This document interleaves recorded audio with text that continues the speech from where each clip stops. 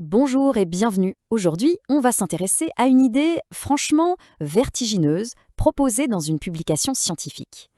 Et si finalement la brique la plus fondamentale de la réalité n'était ni une particule, ni une corde, mais un fluide parfait qui remplit absolument tout l'espace? Un vieux concept remis au goût du jour, l'éther. Allez, on commence très fort. Cette citation, elle ne vient pas de n'importe qui. C'est Albert Einstein lui-même qui l'a écrite. Contrairement à ce qu'on pense souvent, le concept d'éther n'a jamais été complètement jeté à la poubelle. Einstein disait simplement que ça ne pouvait pas être un milieu fixe, mécanique, comme on l'imaginait au XIXe siècle. En fait, cette idée d'éther, elle a une longue et riche histoire. On cite souvent l'expérience de Michelson-Morley de 1887 comme la preuve que l'éther n'existe pas, mais en réalité c'est beaucoup plus subtil que ça. L'expérience a juste montré qu'il n'y avait pas de vent d'éther fixe de 30 km/s provoqué par le déplacement de la Terre, sauf que d'autres expériences plus tard, bien plus sensibles, comme celle de Dayton Miller, ont bel et bien mesuré quelque chose. Et c'est ce fil que la théorie qu'on explore aujourd'hui cherche à démêler. Alors on va plonger dans le premier grand concept. Et si la gravité, ce n'était pas une courbure abstraite de l'espace-temps, mais quelque chose de beaucoup plus tangible, de beaucoup plus intuitif? Un simple écoulement de ce fluide cosmique. L'idée est à la fois simple et super élégante. Imaginez un peu, chaque particule de matière serait comme un petit siphon aspirant continuellement un peu de cet éther. Ça crée un courant permanent qui se dirige vers la matière. Et pour un objet très massif comme la Terre, cet écoulement devient véritable vent qui accélère, et c'est ce vent qui nous maintient collés au sol. La gravité ne serait donc rien d'autre qu'un phénomène hydrodynamique. Bon, d'accord, mais comment ce modèle de fluide se mesure-t-il à la grande, à la puissante relativité générale d'Einstein? C'est là que ça devient absolument fascinant. Si on applique les équations de la mécanique des fluides, on peut calculer le champ de gravité. Et quand on compare ce résultat à la fameuse solution de Shortfield, qui, pour rappel, est l'équation d'Einstein qui décrit la gravité autour d'une planète ou d'une étoile, on s'aperçoit qu'elles peuvent être mathématiquement identiques. D'accord, on a vu le côté infiniment grand avec la gravité. Maintenant, on change complètement d'échelle, on va zoomer sur les briques fondamentales de la matière, les particules elles-mêmes. Si tout n'est qu'un fluide, qu'est-ce que peut bien être un proton? Et là, on ressort une vieille idée de Lord Kelvin. Une particule comme le proton ne serait rien d'autre qu'un tourbillon, un vortex, incroyablement stable et qui s'auto-entretient dans ce fluide d'éther. Pensez à un rond de fumée, mais en infiniment plus stable et plus dense. Sa forme serait celle d'un tore, c'est-à-dire d'un donut. Alors là, attention, tenez-vous bien.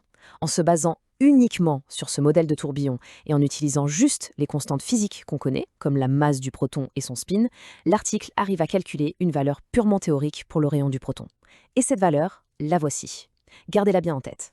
Ok, ça c'était la théorie. Maintenant, confrontons-la à la réalité, aux expériences. Le rayon du proton, il faut savoir que c'est une valeur extrêmement difficile à mesurer et les résultats ont beaucoup varié au fil du temps. Voici un aperçu des mesures les plus précises qui ont été publiées depuis 2010.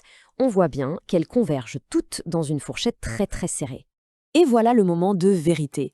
La valeur théorique qu'on a calculée à partir du modèle de vortex, ce fameux 0,84 123,5, elle n'est pas juste proche, elle tombe pile au milieu de la zone de consensus des mesures expérimentales les plus fiables. C'est une coïncidence qui est pour le moins troublante, et c'est un argument de poids en faveur de cette théorie. D'accord, donc ça a l'air de fonctionner pour la gravité et pour la structure des particules. Mais est-ce que ce modèle peut aussi nous dire quelque chose sur les forces qui lient ces particules entre elles? Voyons ça. Prenons l'équation la plus célèbre de toute la physique, E égale mc carré. Ce modèle nous en propose une démonstration d'une simplicité presque déconcertante. Imaginez que deux protons fusionnent. Une petite partie de leur surface n'est plus en contact avec la pression de l'éther extérieur. L'énergie qui les lie, c'est simplement le travail de cette pression sur ce petit volume.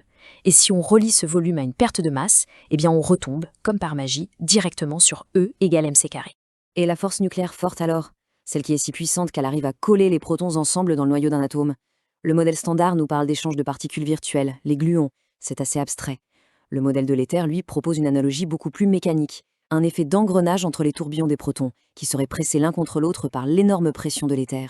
Et voilà à quoi ça pourrait ressembler. Si deux de ces tourbillons en forme de donut s'orientent de la bonne manière, leurs flux de surface peuvent littéralement s'emboîter, un peu comme deux engrenages. Cet emboîtement mécanique, ajouté à la pression colossale de l'éther tout autour, créerait une force d'attraction absolument incroyable, mais qui n'agirait qu'à très courte portée.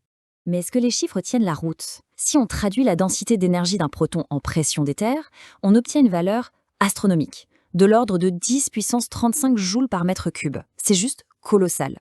Et le calcul montre qu'avec une pression pareille, il suffit d'une toute petite surface de contact, seulement 11%, entre les deux protons pour générer les 25 000 newtons de la force nucléaire forte. Donc oui, l'explication est cohérente d'un point de vue quantitatif. Bon, maintenant qu'on a posé les bases, on va s'intéresser aux implications plus larges de tout ça. Parce que l'un des grands attraits de ce modèle, c'est sa capacité à résoudre certains des paradoxes les plus coriaces de la physique moderne. C'est là que ça devient vraiment puissant. Ce modèle propose des solutions physiques, intuitives à des problèmes qui sont d'habitude très abstraits. Par exemple, fini la singularité, ce point de densité infini au centre des trous noirs, parce que la pression du fluide a forcément une limite. L'intrication quantique, cette action effrayante à distance, comme disait Einstein, deviendrait une simple onde de pression qui se propage instantanément dans un fluide.